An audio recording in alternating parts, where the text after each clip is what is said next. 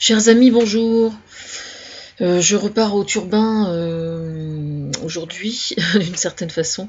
J'ai écouté les infos ce matin et je voudrais vous parler d'abord pour commencer parce que moi j'essaie de synthétiser plein de choses, quoi. De Uber Pop. C'est comme ça qu'on dit, Uber Pop. Donc il cause une concurrence déloyale vis-à-vis des taxis. Alors moi je vais essayer d'aborder les choses sous un angle un petit peu différent. Moi je suis du côté des taxis, je vous le dis franchement. Bon. Je comprends moi parfaitement que quelqu'un qui a des revenus modestes soit tenté de voyager pour moins cher selon des modes alternatifs. Je comprends fort bien, c'est tout à fait normal. Je suis moi aussi quelqu'un de modeste pour l'instant. Et donc c'est quelque chose que je comprends très bien. Donc les solutions alternatives qui sont trouvées pour le covoiturage et tout ça, bon je pense à Blablacar évidemment que je viens de voir sur mon mur, entre autres, je trouve que c'est vraiment bien effectivement et que ça doit être développé. Mais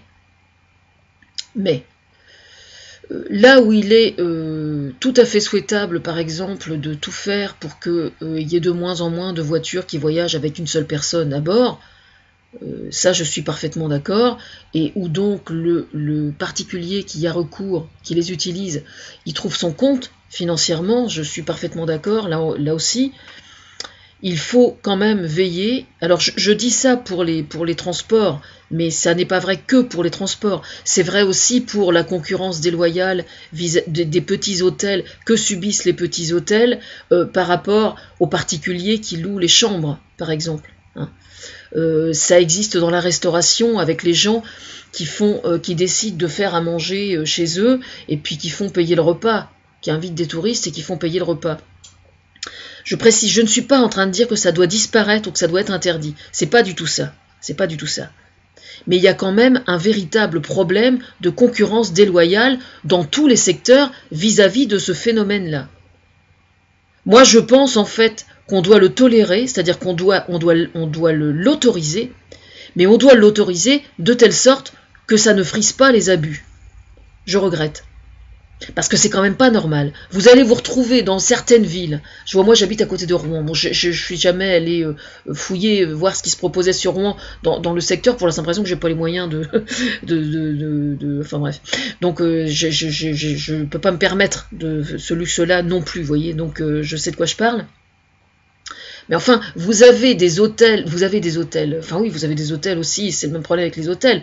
Vous avez des hôtels à Rouen, vous avez des restaurants à Rouen, des gens qui sont professionnels, selon le statut conventionnel qui est établi depuis des décennies et des décennies, qui payent des charges, qui payent des employés, qui sont salariés. Hein. Et sous prétexte qu'il y a la crise, vous avez des gens qui aujourd'hui peuvent de façon parfaitement légale. Donc ils habitent au-dessus du restaurant, si ça se trouve. Hein. Vous voyez ce que je veux dire? Et ces gens-là, donc, vont vous faire à manger, vont vous faire...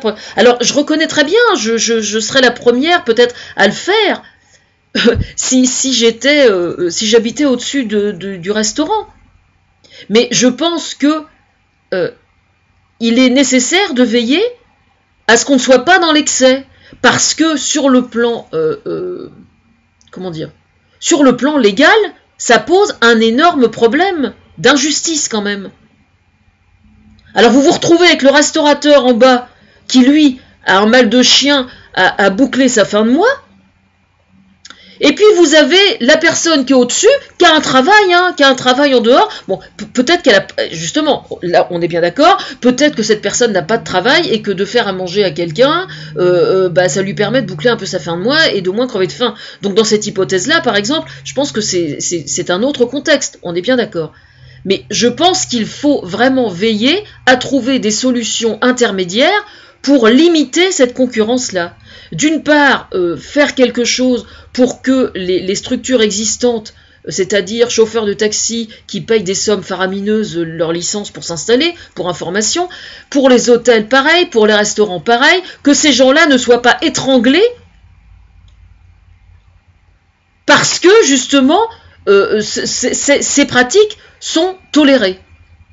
Je veux dire, il faut trouver des solutions intermédiaires pour d'un côté alléger les uns et de l'autre côté, museler en partie, je dis bien en partie, museler en partie les autres.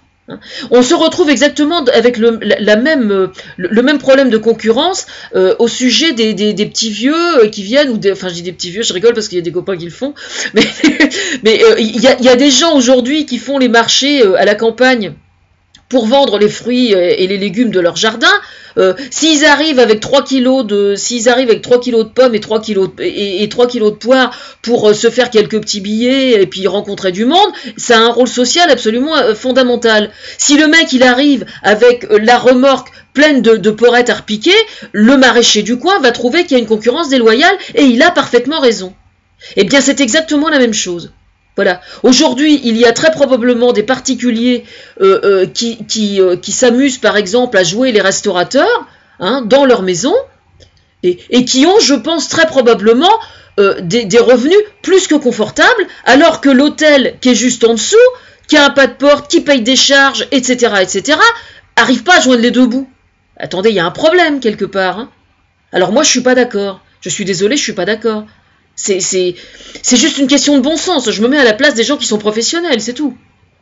Ils ont déjà suffisamment de travail déjà au niveau de leur comptabilité, avec les normes sanitaires, etc.